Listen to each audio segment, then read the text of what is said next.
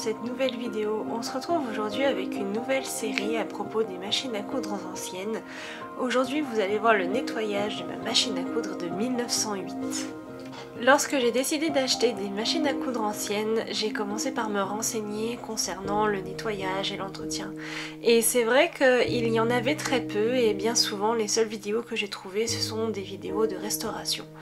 Par conséquent, je me suis dit, étant donné que j'en avais deux différentes, une à manivelle et une à plateau, j'allais vous réaliser une petite série de vidéos concernant ces machines et on commence tout de suite par l'entretien de la machine à manivelle de 1908. Et comme vous pouvez le voir, je commence par retirer les deux plaques qui me permettent d'avoir accès à la canette, puis je vais venir retirer l'aiguille.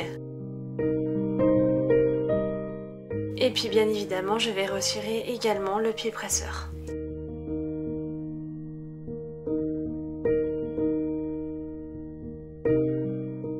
Malheureusement sur cette machine, la vis qui me permettrait de pouvoir retirer la plaque à aiguille et avoir accès aux griffes d'entraînement est grippée. Je ne peux donc pas la retirer, malgré toutes mes tentatives, car donc la laisser en place plutôt que de la casser. Je viens également retirer la plaque sur le côté de la machine pour pouvoir avoir accès au mécanisme de l'aiguille et du pied presseur.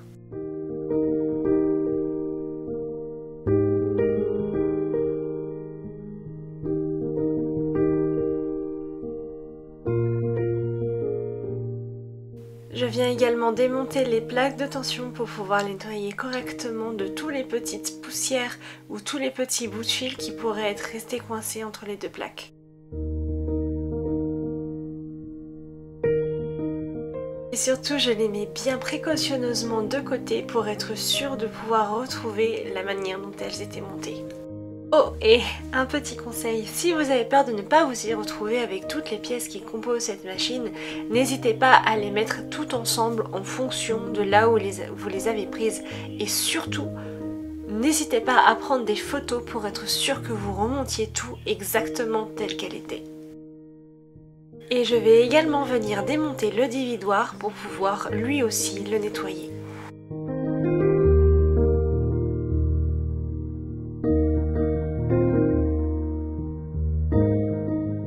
Je vais également retirer la protection du volant pour pouvoir nettoyer en dessous parce que quand on huile, le système fait que des fois quelques gouttes tombent au niveau de la roue et il ne faut pas laisser l'huile stagnante. Je viens aussi retirer les petits caches qui permettent d'avoir un regard au niveau du squelette interne de la machine pour pouvoir regarder que tout va bien et qu'il n'y a pas de problème avec les mécanismes principaux de la machine.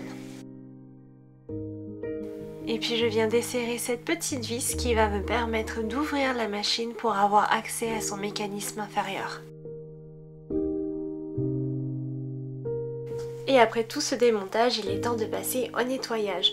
Je commence par passer un coup de pinceau, un peu grossièrement, un petit peu partout, en faisant attention tout de même d'avoir les petits grains de poussière qui peuvent se loger par-ci et par-là, pour être sûr qu'au moment où je vais rehuiler, il n'y ait pas de petits problèmes de pâte qui pourraient endommager un peu la machine.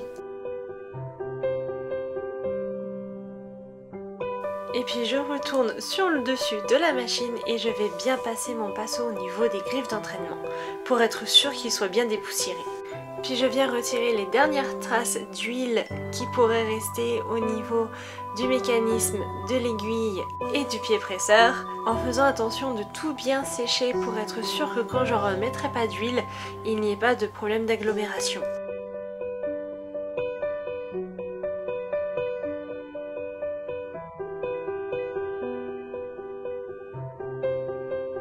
Et il est maintenant temps de passer au nettoyage du corps de la machine.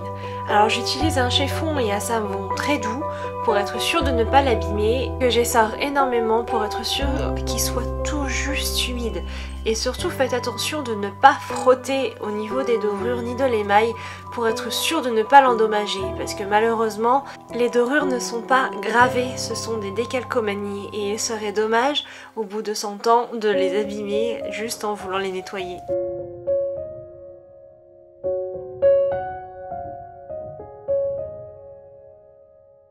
Je vais par contre un peu plus insister au niveau du volant pour être sûr que tout soit bien propre, vu que c'est ici que l'on met une partie de l'huile et qu'il serait dommage qu'avec l'huile qui stagne, ça forme une pâte qui pourrait endommager le bon fonctionnement du volant.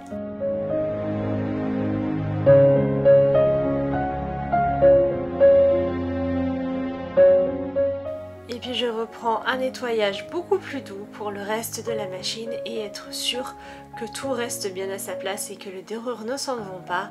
Et surtout n'oubliez pas de sécher votre machine tout de suite après pour être sûr que même s'il y a quelques petites traces d'humidité quand vous utilisez votre chiffon humide, et ben faites attention de vraiment bien la sécher pour être sûr qu'il n'y ait pas de problème après avec l'émail.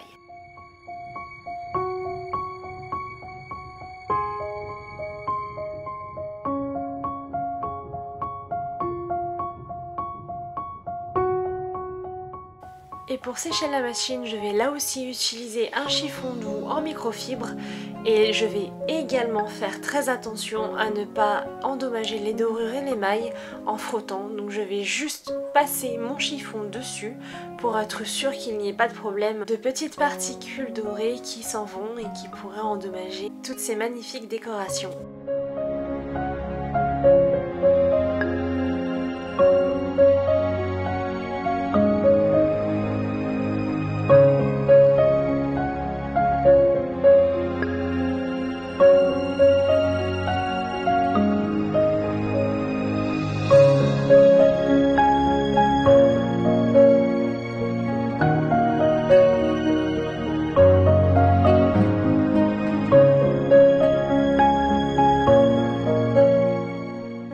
Et puis je vais aussi venir nettoyer chaque pièce que j'ai retirée de la machine. Alors je vous l'ai mis en accéléré parce que sinon ça aurait duré une demi-heure. Je vais venir nettoyer les pièces en métal assez énergétiquement et pour les pièces qui sont émaillées et dorées, je vais venir faire comme avec la machine, tout doucement pour être sûr de ne pas les abîmer.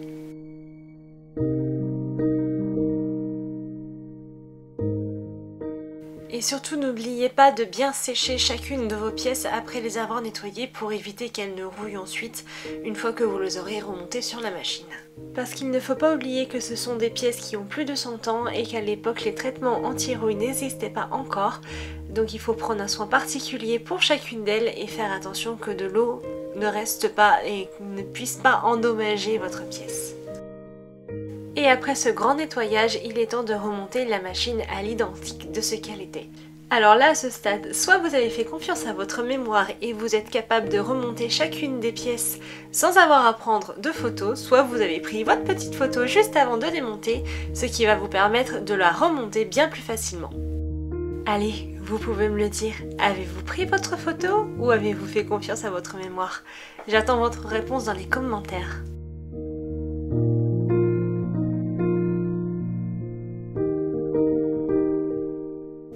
Au moment de les remonter, certaines pièces nécessiteront quelques réglages. Ne paniquez pas si vous n'y arrivez pas tout de suite, regardez bien votre pièce et vous verrez que c'est très simple à remettre. C'est par exemple le cas du dévidoir qui a tendance à retomber quand on le met en position haute pour faire la canette au début.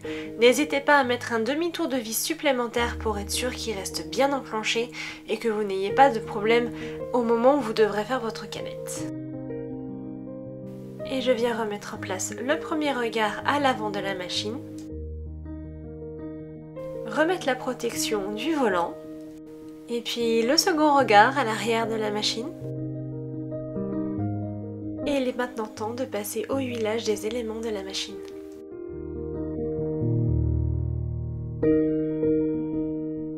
Je vais venir mettre une goutte d'huile à tous les éléments de friction et de contact entre chaque pièce pour être sûr que tout soit bien souple et que tout s'articule bien sans avoir à être grippé.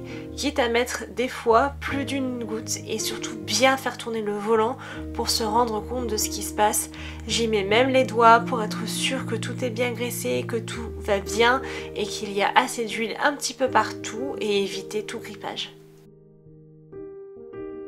Faites extrêmement attention à cette étape, elle est primordiale. Observez bien qu'est-ce qui bouge, où sont les points de frottement, où je dois mettre de l'huile, qu'est-ce qui va venir frotter l'un à l'autre. Est-ce que là je dois en mettre ou non? Est-ce qu'il m'en faut encore un petit peu? N'hésitez pas à tourner, retourner et retourner le volant, tester les mécanismes en faisant attention avec le mécanisme du pied presseur à ne pas venir taper sur les griffes d'entraînement. Essayez d'arrêter l'enclenchement à 1 mm à peu près des griffes d'entraînement pour être sûr de ne pas les abîmer.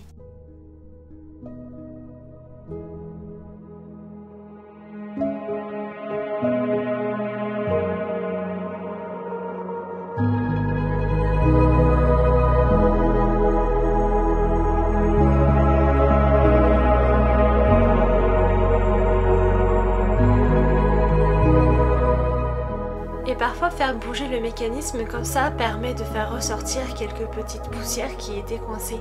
N'hésitez pas à reprendre un pinceau pour venir les retirer. Et une fois que tout est bien huilé sur cette partie de la machine, je vais venir remonter ma plaque. Sur le haut de votre machine, vous trouverez des petits trous qui vont venir vous permettre de huiler votre machine. Cette huile ira directement sur la partie des mécanismes de la machine où vous n'avez pas accès, mais qui ont tout de même besoin d'être huilés.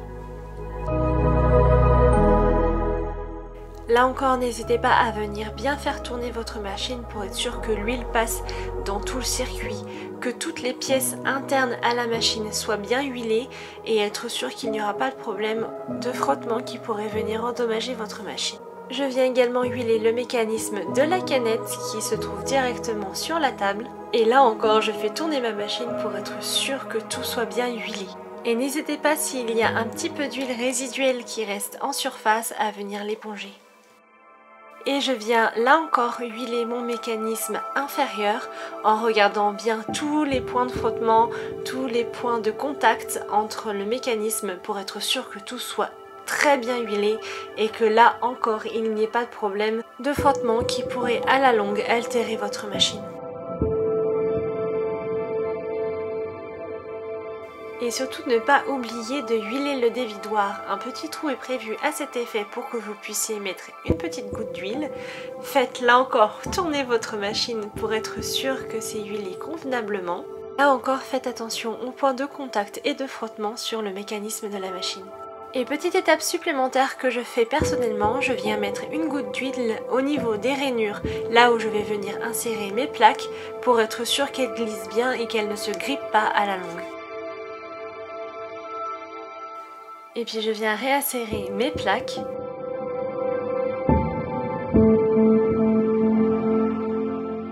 Puis je viens refaire tourner ma machine à vide pour faire une toute dernière vérification. Et une fois que tout est bon, que je suis satisfaite du niveau de huilage de ma machine, je viens la réenfiler.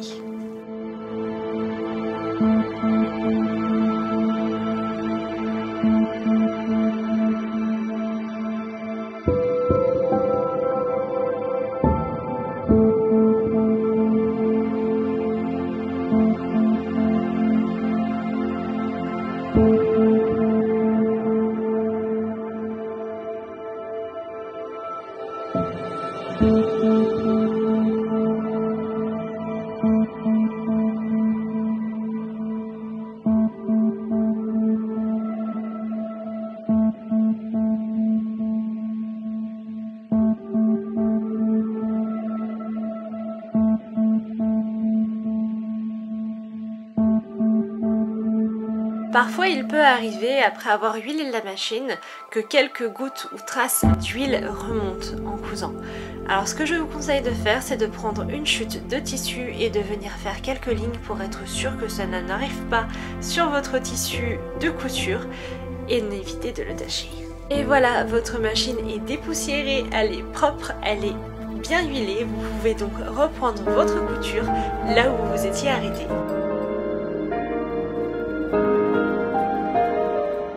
Et après tout ce long et minutieux travail de nettoyage, j'ai eu le droit à une petite pause douceur avec ma petite Mystique qui est venue me réclamer un câlin.